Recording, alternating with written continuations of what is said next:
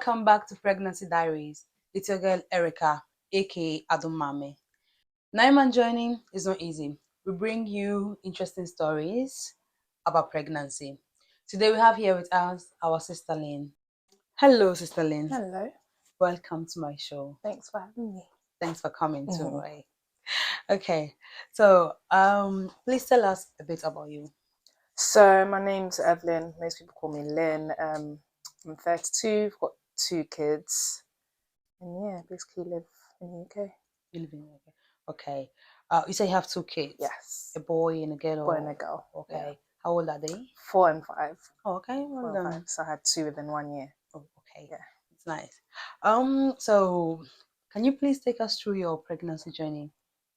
With the 2. With the 2. Okay. You have just 2, right? I have 2. Yeah. Okay. I have 2. So my pregnancy was pretty normal, but I have something that's called incompetent cervix. Okay. So basically, my cervix is weak. Mm-hmm.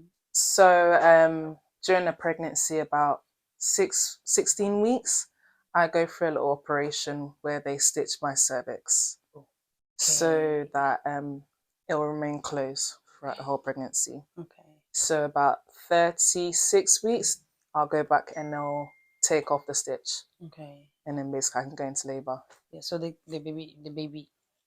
babies come before the 9 months. I mean, 36 months. 36 weeks is 36 not. is practically full term, isn't Okay. Yeah. Okay. So my daughter came at 37 weeks, and my son came at 38 weeks. Okay. So a week after the stitch was taken out. Okay. So they basically tell you when to come to deliver.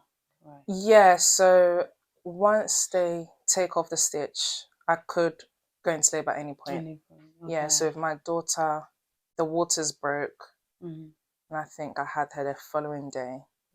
And with my son, it was a bit different because he was quite small. He wasn't getting bigger.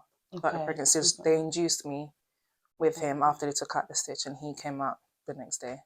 Okay. Apart from So that, how was the induction? Was it smooth? It was painful.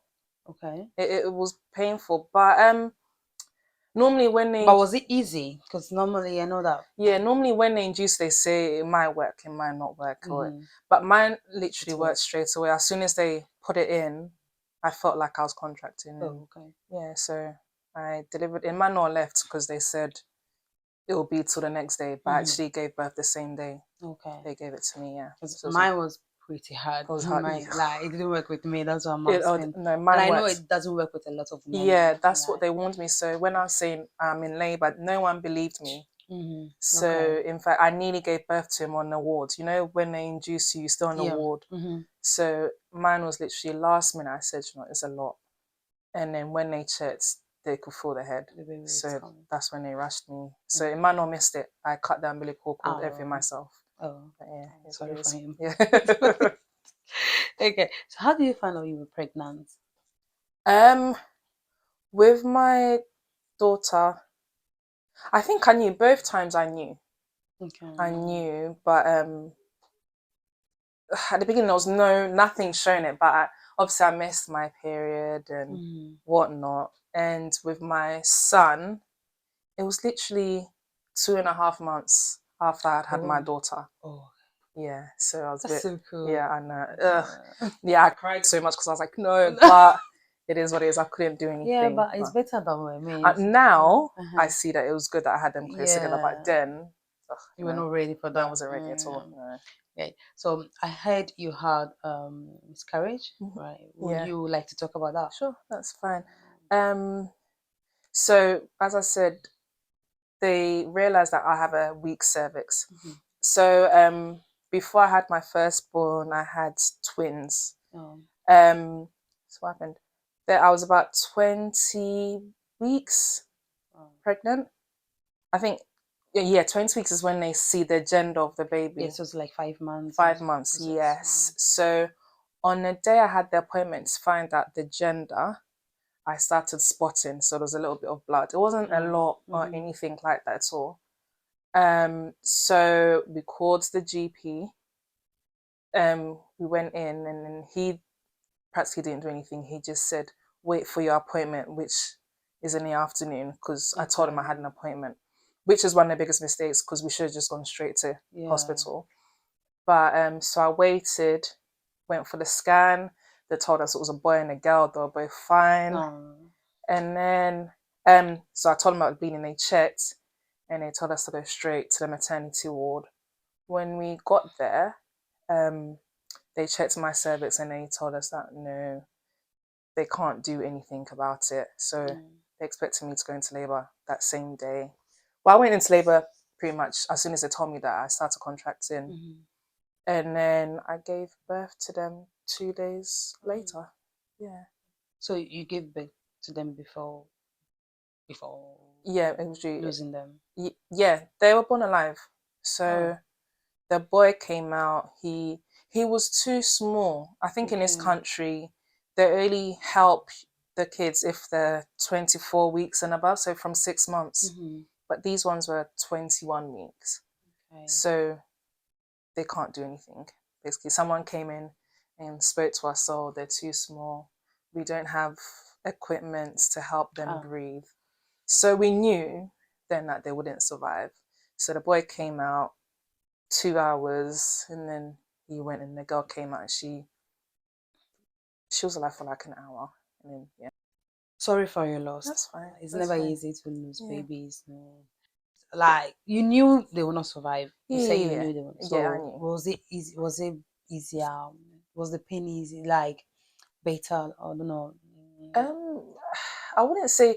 I knew from when they did the scan. I saw the girl's face, so instantly, I think you have a feeling. Obviously, Mano and my mum, they were like, "No, do something." But I sort of knew there and then that they really couldn't survive. They were too small. When they came out, they were tiny, tiny. I mean, everything was there. You could see what they looked like. Everything was formed, but they're just too small. So I knew. Yeah, 20. Yeah, 20. Yeah, very small. You mentioned UK hospital. What do you think about the ways of doing things? Do you know, in some respects, they're okay. Are we okay? I saw the difference between having my daughter and having my son, even though it was just a year apart. Yeah. So even though they were a year apart, I saw the difference in like this amount of staff they had. I felt like with my son, I was left on my own for a bit longer, and knowing that it's my third pregnancy, let's say. So if I say I'm in pain, and if I say I'm in labor, I felt like you should have believed me. But instead, I think they were just saying that, you've been induced. Being induced will take 24 hours before anything happens. But in my case, you put it in at 2. By 4 o'clock, I was contracting. So I just feel like they didn't have enough staff. That's what I think it boiled down to. I think yours not there. You were lucky. You were lucky, because at least you were able to give birth normally. But I've seen most of the women in this country, CS. Yeah. So I don't know if they are not good in helping the women, or I don't know the reason why they do that, because I know 9 women over 10. Yes. See, in my experience, and so I know most of my close friends all had it naturally. Oh, okay. But also, I've heard other instances in which things haven't progressed that far. Normal happy CS. I feel say on my mom more time to progress naturally. Okay. But if the heart rate goes up straight away, let's go for CS. That's true. And it's different. Induction too much. Yeah.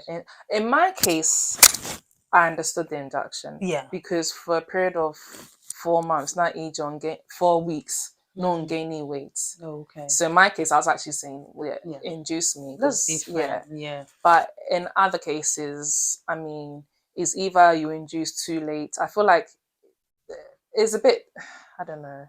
Sometimes I feel like they could do things differently. also, I know a few midwives who are saying that, you know, that there's not a lot of staff. Yeah. And whatnot. Normally, I think, like in my case, they brought a student.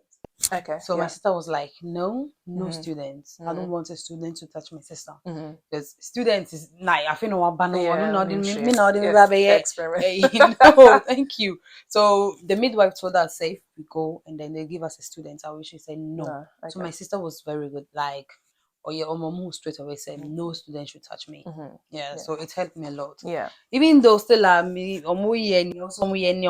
be complications and stuff, but Yeah. at least no students touch me. Yeah. All right. I mean, Cecilia, wow, too. Are you Yeah. happy? I mean, Oh yeah. do you want to mock it? No. No. Why? No. Do you know what it is? Having kids is expensive.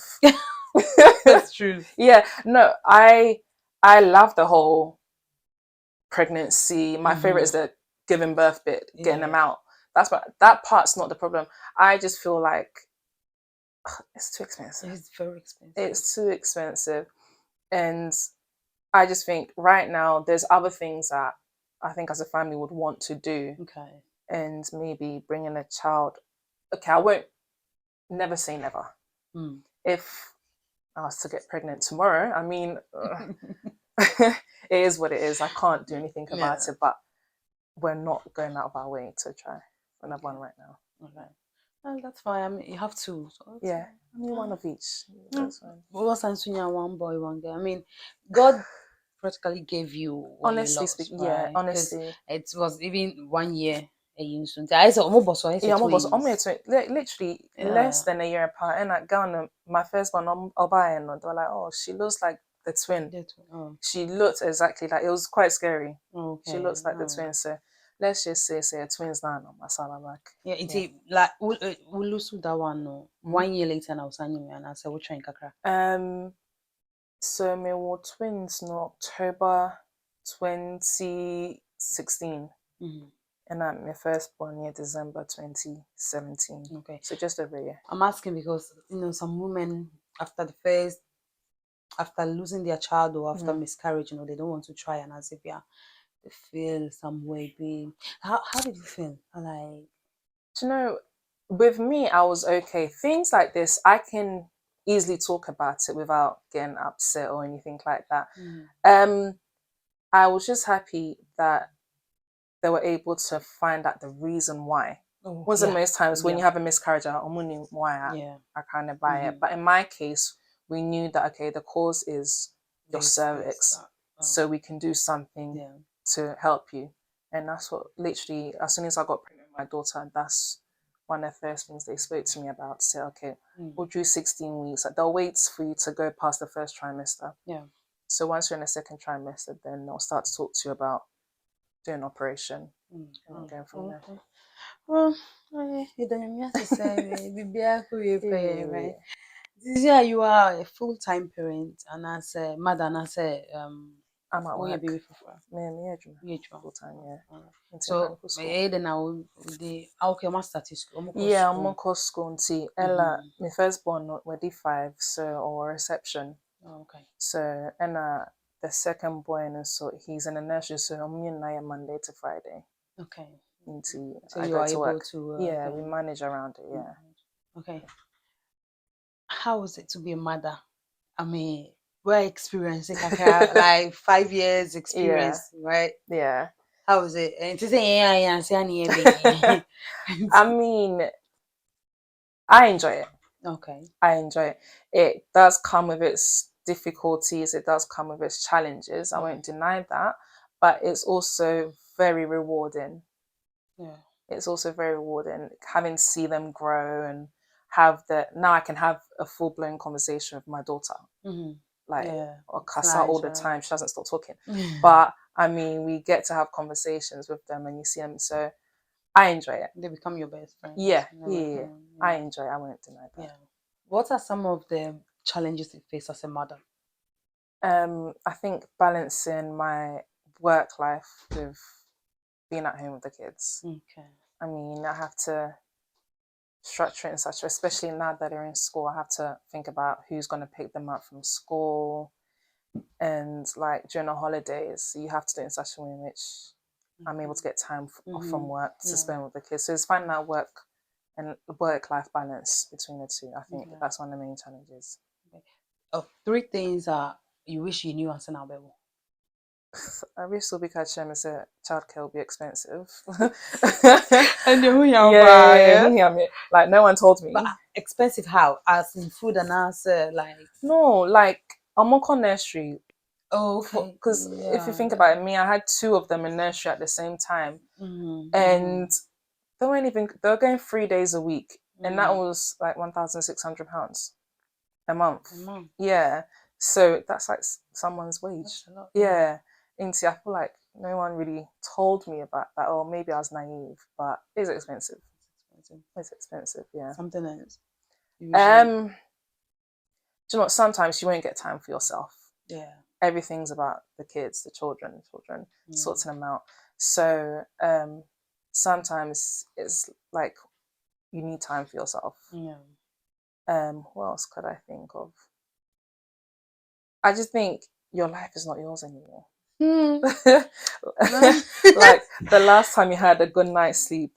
Okay, thanks for coming. Welcome. Thanks for having me. Please, your name again? Evelyn. Evelyn. Everyone calls me Lynn. Because I've been calling you Lynn. Yeah, it's fine. Okay, it's nice. It's fine. Evelyn is a nice name, but Evelyn Lynn, for now sometimes she than you Sir, me a difference. It's not me from Lynn. Lynn, okay. Difference of him. Lynn is thanks fine. For coming. Thanks for having me. Thanks a lot for coming, and thanks for sharing your story. No problem. Not everyone, wants to share their story about miscarriage. So it was a nice conversation. Thank you very much. Thank you.